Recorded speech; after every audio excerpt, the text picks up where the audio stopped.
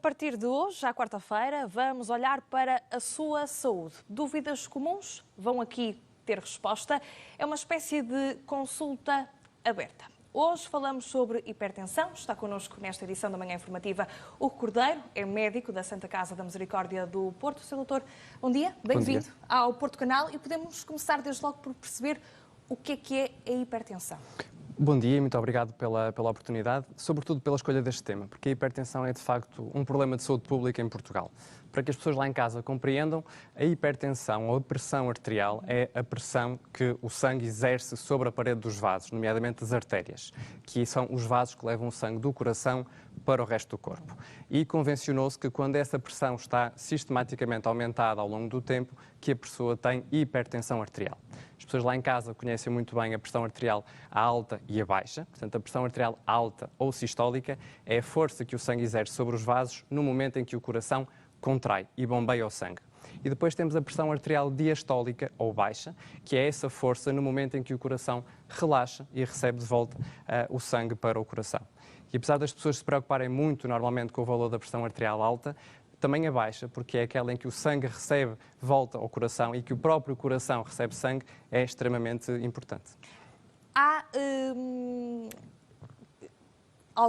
Em algum momento é possível perceber que a pressão está alta ou está baixa? Ela denuncia, há sintomas disso mesmo? É possível perceber isso, Sr. Doutor? Bem, o grande problema é precisamente esse, é que nos primeiros anos, até mesmo nas primeiras décadas de tensão alta, normalmente não há sintomas. E quando a pessoa sente sintomas é porque ou já está a acontecer um evento cardiovascular, que é o que queremos prevenir, ou está na iminência de acontecer se não fizermos nada. Portanto, ao longo dos anos vai havendo um dano cumulativo aos vasos e aos órgãos do corpo, e só quando esse dano é suficiente para causar estragos é que há um evento e que há sintomas. Normalmente devemos pensar nos órgãos-alvo, ou seja, de cima para baixo, o cérebro, os olhos, o coração, os pulmões e os rins e os vasos, que é normalmente aí que se vão sentir sintomas. Portanto, tipicamente sintomas de alguma confusão, alguma sonolência, uma dor de cabeça forte, aquelas hemorragias que vemos nos olhos com os vasos que rebentam, normalmente são sinais de tensão arterial alta, e depois coisas mais graves, um aperto no coração,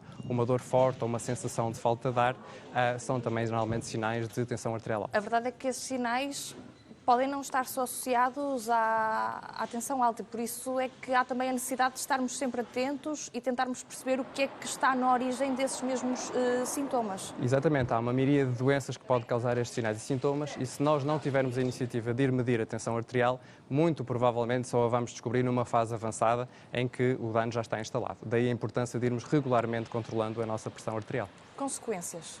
Consequências existem consequências daquelas gravosas, catastróficas, logo de início, como os infartos do miocárdio, os chamados ataques cardíacos, os AVCs, portanto o acidente vascular cerebral, e os aneurismas. E depois temos eventos que são mais silenciosos e que só se descobrem passado muitos anos. E nós que trabalhamos muito com uma população sénior e temos uma população muito envelhecida, temos o caso, por exemplo, das demências, que no fundo, em grande parte, podem resultar de pequenos AVCs, de pequenos infartos no cérebro, que vão passando despercebidos, mas que cumulativamente ao longo dos anos contribuem para a morte cerebral, para a perda de memória, para a demência e, no fundo, para a perda de qualidade de vida em idades mais avançadas. E falei de uma questão que me parece curiosa também esclarecermos, Sr. Doutor, que tem a ver com a idade, porque nós associamos muito a pessoas mais velhas, mas a verdade é que não é assim. Não é, de todo. De facto, a pressão arterial deve começar a ser medida nas crianças a partir dos 3 anos de idade. Porque, como eu disse, isto é um efeito cumulativo. Portanto, nós não queremos apanhar a situação já numa fase avançada. Queremos apanhar logo na meia-idade ou até mesmo antes disso. Portanto, aquilo que está preconizado é, por rotina, a partir dos 3 anos de idade, nas pessoas saudáveis e sem outros problemas de saúde, medir a tensão arterial, sem grande obsessão com isso, de 2 em 2 anos. Naquelas pessoas em que há ou uma história familiar ou que têm outras doenças que à partida indicam que possa vir a sofrer de pressão arterial, medir anualmente, e naqueles hipertensos medir até pelo menos 2 vezes por ano no consultório médico e ter a iniciativa de ir medindo em casa ou na sua farmácia. Tudo isto pode ser evitado também. Grande parte de tudo isto pode ser evitado. A genética tem aqui também um papel Tem, sem dúvida, sem dúvida. Portanto, a pressão arterial tem aquilo que se chamam fatores modificáveis e fatores não modificáveis. Não modificáveis temos a idade e a genética, não podemos escolher a família. Claro. Mas a genética por si só não é uma fatalidade, ou seja, a pessoa pode ter a propensão para desenvolver tensão arterial, mas se adotar determinados estilos de vida, não é uma fatalidade que venha a desenvolver e pode perfeitamente prevenir. E depois, dentro dos estilos de vida modificáveis, é aquilo que nós devemos fazer pela nossa saúde.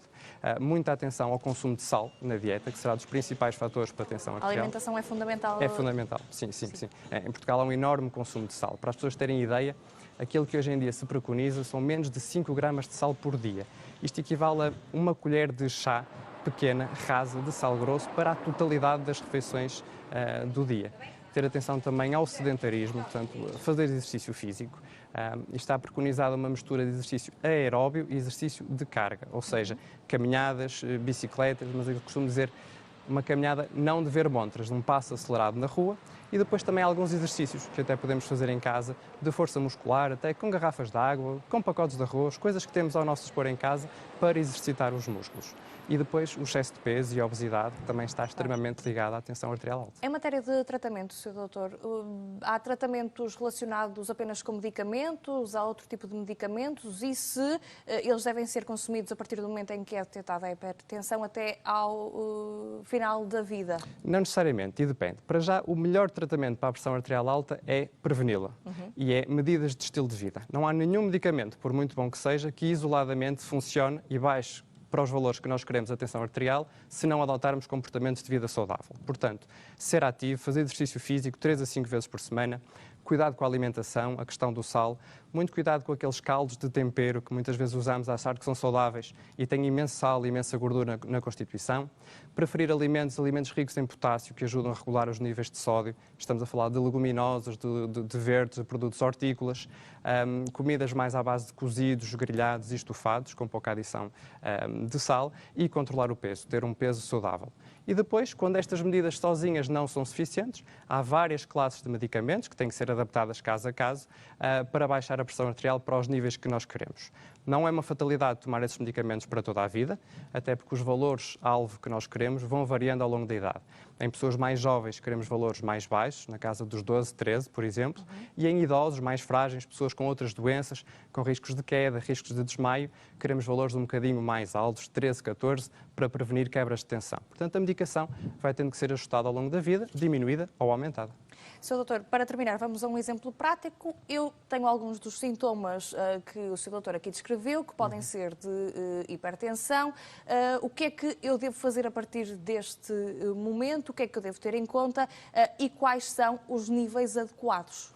Portanto, à partida, se tiver a sentir algum sintoma e tiver em casa ao seu dispor um aparelho de medição da tensão arterial, deve medi-lo. Normalmente é muito importante, e há muitos diagnósticos errados, por se medir erradamente a pressão arterial. Isto é muito importante. A medição tem que ser feita com a pessoa em repouso, tranquila, pelo menos 5 minutos, bem sentada, de preferência sem fumar ou sem ter feito exercício na meia hora anterior e sem ter consumido café na hora anterior. Sentada, com o braço apoiado, com as costas recostadas atrás, com as pernas a tocar no chão e ligeiramente até para a frente. E fazer 2 medições, espaçadas de 1, 2 minutos, e escolher o melhor dos valores. Se efetivamente se comprovar que a tensão arterial está alta, por exemplo, sobretudo se estiver acima de 18, a máxima de 180, ou acima de 12, 120, a mínima, e se estiver a sentir sintomas, deve procurar o seu médico ou ligar mesmo o 112 para prevenir um evento de saúde. Doutor, muito obrigada. Obrigado, Até à muito próxima. obrigado. Bom dia.